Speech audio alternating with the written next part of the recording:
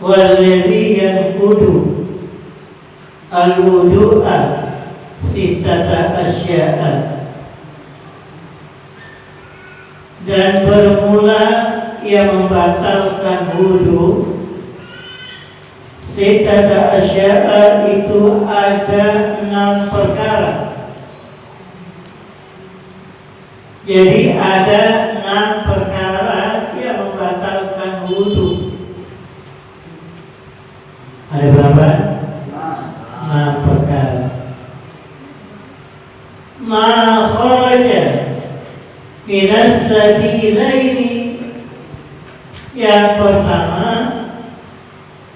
apa-apa yang keluar dari 2 lubang.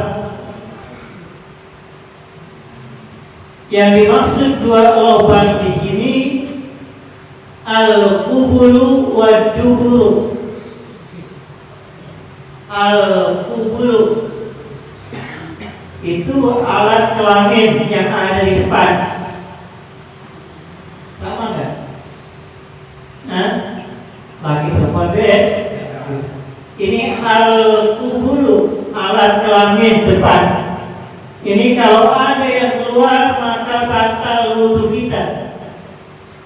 Wa duburu, dan dubur. Dubur itu kalau bahasa kitanya P-A-N, P-A-T, apa? Jadi baca, ingat saja ya. Ini bisa membatalkan wudu kalau keluar dari 2 lubang, lubang depan dan lubang belakang.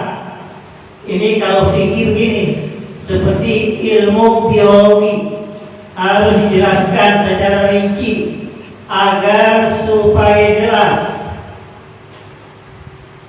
Kemudian para jamaah sekalian, wan naumu ala ghairi hay'atil mutamakkinin. Yang kedua, ia membatalkan wudu tidur. Ya, tidur yang posisi duduknya enggak tenang, berubah. Ghairi hay'ati mutamakkin. Jadi kalau kita duduk lagi misalkan sholat Jumat, atau kita menunggu waktu sholat berjamaah di masjid, di musola, itu pantat kita bergerak. Ya, kita tidur, lalu kita nyungsep, itu batal wudunya. Tapi kalau duduknya posisi pantatnya tidak bergerak, walaupun dia ngiler, nggak batal. Paham? Paham ya dengar? Jadi kalau kita tidur, posisi duduknya tidak berubah, maka wuduknya tidak batal. Ini bisa dipahami. Kalau laki-laki sholat Jumat, itu kalau kerja capek tidur, nungguin sholat Jumat. Makanya kita disuruh perbanyak istighfar dan baca sholawat kalau lagi di masjid, kalau di sholat Jumat. Tapi kalau posisi kita nggak bergerak, walaupun dia pulas, itu nggak batal. Ya, nih duduk kayak saya nih, tidur nggak bergerak. Walaupun dia goyang begini nggak batal. Yang penting posisi pantatnya nggak bergerak. Ya, posisi tubuhnya tidak berubah. Bagaimana kalau dia kentut? Tahu kentut? Kalau kentut, uang angin. Itu walaupun dia tidak berubah batal, karena ada yang keluar dari dalam, berarti lubangnya belakang. Kalau kalian nahan kencing, itu nahan kencing, kalau nyenetes sedikit batal tuh. Juga di dalam ilmu kesehatan tidak boleh nahan kencing, ntar jadi penyakit. Jadi kalau kita sudah berwudu, pengen buang air kecil atau kencing atau pipis, itu kalau keluar walaupun setetes tetap batal. Tapi kan besar kencing saya wangi, mau wangi kek, ya, tetap batal. Bisa makan jengkol, ya kencingnya wangi, tetap batal gitu ya. Wazawalul aqli bisukrin au maradin. Yang ketiga, ia membatalkan wudu apabila hilang akalnya, otaknya enggak waras. Ini sebab pertama, dia mabuk, yang kedua sakit. Jadi yang membatalkan wudu yang ketiga hilang akal, disebabkan karena penyakit atau apa? Mabuk, minum narkoba, makan narkoba, itu akalnya hilang. Minum homer, minum anggur, itu akalnya hilang, dia mabuk, maka wudunya batal. Berarti akalnya hilang disebabkan karena syukur, karena mabuk. Yang kedua disebabkan karena penyakit gila, penyakit stres dan lain sebagainya. Makanya supaya tidak penyakit stres, kita disuruh untuk beribadah kepada Allah Subhanahu wa Ta'ala. Imam Al-Ghazali, ya, seorang imam besar di dalam Islam, itu membagi hati ada 3. Catat. Ini menurut Imam Al-Ghazali, seorang imam besar ahli tasawuf. Itu beliau membagi hati ada 3. Yang pertama ada hati yang sehat. Hatinya sehat. Yang dikatakan hati yang sehat adalah hati yang bercahaya, enggak hasut, enggak dengki, enggak sombong, enggak uzub. Itu hati yang sehat. Yang kedua kata Imam Al-Ghazali, hati yang sakit. Apa yang dimaksud dengan hati yang sakit? Hati yang sakit adalah hati yang ada penyakit sombong, hasud, iri, dengki, ujub, dan lain sebagainya. Dan yang ketiga kata Imam Al-Ghazali, ada hati yang mati. Apa hati yang mati? Hati yang durhaka kepada Allah Subhanahu wa Ta'ala dan durhaka kepada orang tua dan juga durhaka kepada guru. Itu maka hatinya akan mati. Kalau hati sudah mati, tidak akan bisa menerima nasihat agama. Walaupun orang tuanya, walaupun gurunya nggak bisa dinasehatin karena hatinya mati. Jangan sampai hati kita mati. Salah satu hati akan mati disebabkan banyak tertawa, terbahak-bahak. Ya, jadi kalau kita kebanyakan tawa, terbahak-bahak, itu nanti akan bisa mematikan hati. Kalau hati sudah mati, dia tidak akan bisa menerima nasihat agama, nasihat orang tuanya, nasihat gurunya, karena hatinya mati. Na'udzubillah, tsumma na'udzubillah min dzalik.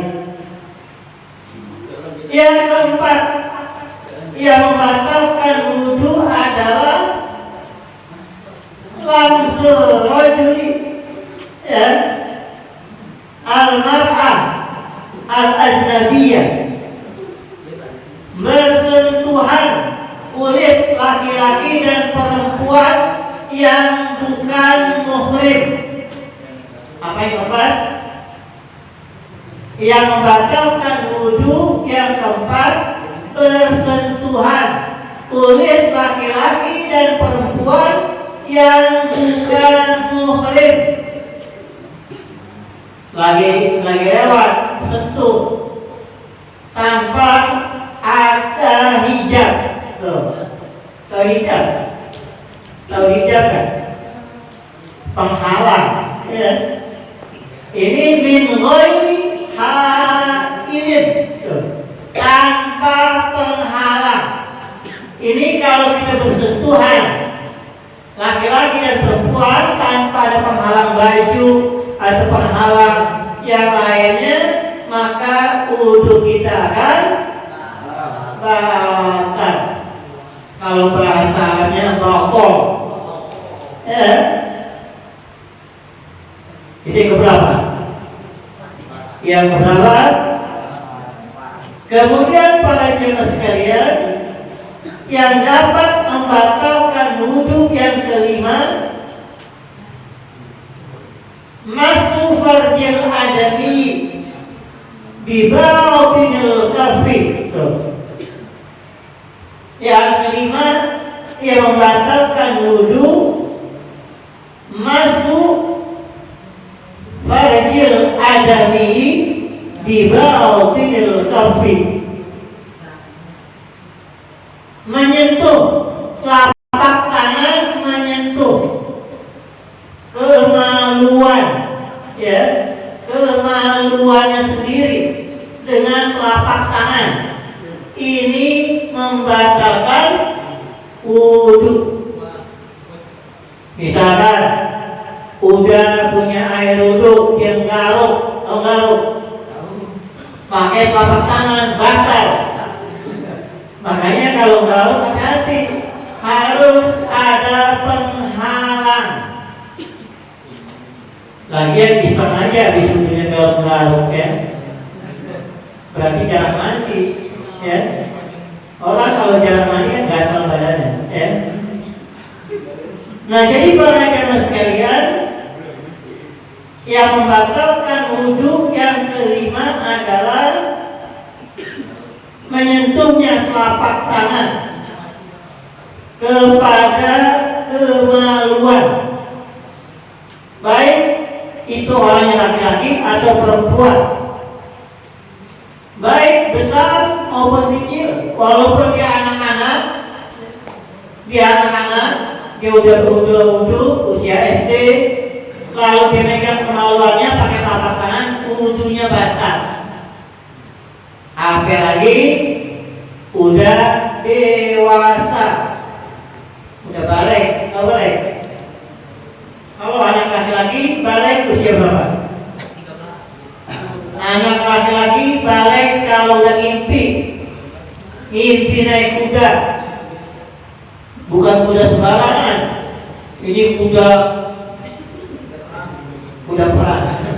Kalau perempuan dewasanya sudah menstruasi, ini wajib sholat. Hati-hati tuh. Ini generasi muda, kalau sudah balik wajib sholat. Ini pesan Nabi kita Muhammad sallallahu alaihi wasallam, istaqimu wa la tahsu wa'lamu anna khaira dinikum as-shalah. Suatu amalan, ya, yang paling bagus yang harus kita istiqomahkan adalah sholat. Yang belakang apa? Yang belakang sholat kan? Yang ketawa ke sholat di sini, ya. Hari kentut, ya ini kentut apa? Ya, kentut itu nikmat, tapi harus tahu tempat, ya. Orang kaya kalau kentut udah biasa. Oh, ini orang kaya kentut, ini orang susah kalau kentut. Udah susah kentut tuh, karena kita di masyarakat begitu tuh. Oleh karena itu, supaya tidak ada penyakit hati, kita harus bisa jaga mulut. Mulut itu bisa ngomong di dari hati. Makanya kita jangan sampai jadi manusia yang hasud, manusia sombong. Kita kalau udah hasud, kalau udah sombong, itu ngaji nggak mau, nuntut ilmu agama nggak mau, karena merasa udah pinter. Kalau pinternya lulus, alhamdulillah. Khawatir pinternya keblinger. Kalau pinter keblinger, maka generasi bangsa akan bahaya untuk masa depannya. Mudah-mudahan kita menjadi generasi yang dibanggakan oleh agama dan bangsa kita. Dari sekarang nih, kita harus perdalam ilmu pengetahuan, ilmu teknologi, ilmu agama agar suatu hari nanti sukses. Jadi kita jangan hanya mengejar ilmu teknologi, tapi harus diiringi ilmu teologi, ilmu agama. Kalau kita hebat, ilmu agamanya lemah, bahaya. Seorang pejabat yang agamanya lemah, bahaya. Seorang kaya, ilmu agamanya lemah, bahaya. Oleh karena itu, sebagai generasi bangsa, pada masa yang akan datang, kita harus punya wawasan yang luas agar gak bisa dibohong-bohongin sama orang-orang yang gak suka kepada bangsa kita, yang gak suka kepada agama kita. Allah akan menolong hamba-hambanya yang menolong agamanya. Amin ya rabbal alamin. Yang terakhir, yang keenam, nih silakan dicatat, direkam untuk bekal ilmu. Mudah-mudahan bisa manfaat sampai kita mati, ya. Yang terakhir, para jamaah sekalian, yang dapat membatalkan wudu adalah apa? Yang keberapa nih? Nah, yang keenam, ya. Wa masuk halaqati, ya, duburi, kalau dia megang lubang dubur itu batal. Mana dubur? Yang belakang. Udah megang-megang, gatal-gatal juga batal. Ada itu, ya. Makanya kita disuruh menjaga kebersihan, toharoh. At-toharoh itu Islam sangat mengajarkan kebersihan, kesucian. Makanya kalau sekarang kita disuruh cuci tangan, pakai masker, cuci tangan, itu Islam sudah mengajarkan terlebih dahulu untuk kebersihan, terutama berwudu. Coba siapa yang ada punya wudu? Gak punya semua. Ya, jadi kalau kita berangkat kerja, kita berangkat ke masjid musola, berangkat ke kantor, itu wudu. Langgengkan wudu supaya seperti sahabat Bilal bin Rabah, belum masuk surga, belum meninggal dunia, sendalnya udah masuk surga. Nanti orang-orang yang menjaga wudunya itu wajahnya akan bercahaya. Jadi lestarikan, langgengkan, istiqomahkan, berwudu. Walaupun tidak baca Quran, tidak sholat, mau nongkrong berwudu, mau ke kantor berwudu, mau ngojek berwudu, mau ojol berwudu. Apalagi mau pengantin baru, ya, harus punya wudu. Mudah-mudahan para jamaah sekalian, kajian kita malam ini yang berkaitan dengan hal-hal yang membatalkan wudu bisa bermanfaat, khususnya untuk diri kita dan juga untuk keluarga kita. Allahu a'lam bishawab.